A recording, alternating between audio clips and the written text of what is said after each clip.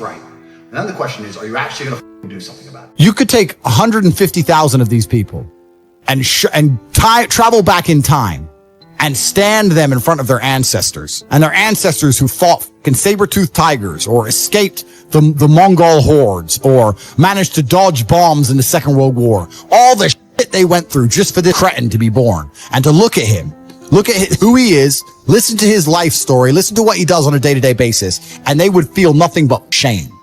Your ancestors did all that struggling to survive, hunting and gathering, avoiding enemies, anything it took, dying at age 30 from a tooth infection, all the they went through just for you to be born so you could smoke weed and jack off. That's what your ancestors died for. That's what they worked so hard for. That's who you are. That's the end of your fucking bloodline. Do you feel no shame? It's shameful.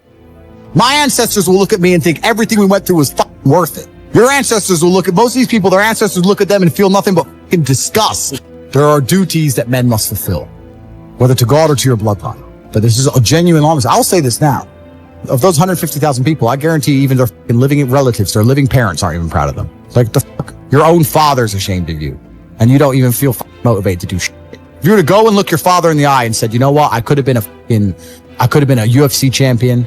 I could have been a multi-millionaire. I could have been a race car driver. I could have been a nuclear physicist. Could have done all these things, but I was busy on Pornhub. You think he's gonna be proud of you? No. And there's men here who will deny it, right? There's men who will go, no. But those are the ones who are most lost. It's the denial that's going to hold you back the most. The people who go, yes, I'm wasting my potential. Those are the ones who have potential. The ones who stand up and go, I am wasting my potential. I could be anything and I am not that yet. They have a chance. The men who go, well, no, actually, I'm fine. They're inside the matrix, fully slave-minded. They're a waste of time. Damn. But if you sit there and go, you know what? Yeah, I am wasting my potential. Yes, I can be more than I am. Even if I'm already great, I can be better. As good as I am, I still push myself to the limit every single day.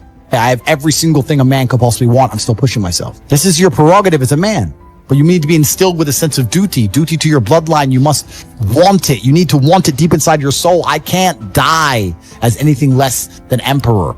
It's my destiny. Every day, I don't feel like doing things that I still do.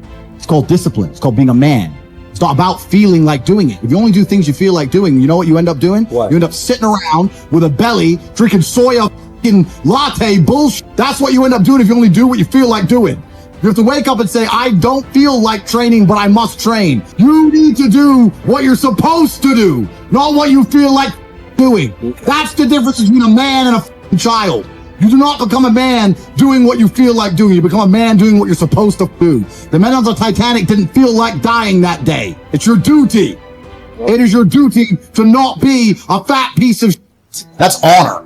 I have honor to my last name and to my ancestry. It would be disgusting for them all to have fought saber-toothed tigers so I can wake my lazy ass up, off all day, and ask on YouTube how I can stop being a loser. You understand where I'm coming from? Oh, 100%. So this is down to you, my friend. And listen, you may feel fired up for 10 minutes after this little talk, but you're not going to feel fired up forever. You need to put systems in place. You need to get discipline. And like Justin says, you need to get an atmosphere of people around you who are going to keep you accountable and not make it easy for you to continue to be a nobody. And then you're going to fix your life. Otherwise, you're going to stay a nobody. Everyone has a dream, but not many people have a plan. A dream and a plan are different things. When you say to guys, do you want to be rich? Yeah, I want to be rich. How will you get rich? One day when the comes in. So you can have a dream with no plan. When's the last time something fantastic has ever happened on accident? When's the last time you've seen a big jacked dude and you say, hey man, how'd you get so jacked? And he goes, dunno, oops, dunno, it just happened. No, he planned it. He went to the gym, he ate a certain way, he planned his meals. He had to make it happen. It's exactly the same with getting rich. You need a plan to get rich, right? Everyone out there has a dream, but very few people have a plan. Yep. If you're surrounded by people who have a plan to get rich and you provide value to them in some way, because they're not going to drag you up when you ain't doing nothing, because that's what friendship is. Friendship is value exchange. Yeah. If you provide value to them, sooner or later you're going to begin to make money. Let me tell you a fact, the number one facet of a G mindset. Your life is never going to be worse if you walk through the world believing you are the man. You wake up, look in the mirror and go, I'm the man. I am the man. There's no one on this planet who can do shit I couldn't do if I put my mind to it. I don't give a how good you are at piano. If I decide to play piano, I would be better than you at piano. And I believe that. I don't just say these things, I believe them. So the first thing you can do with your G mindset is you need to start believing you are the man. Even if you're not the man yet, even before I was world champion, I knew I was going to be the man. So I don't give a and I was happy to say that to anybody. When people called me arrogant and stupid and deluded, I just sit there and look at them and say, yeah, f you, I'm going to be the man.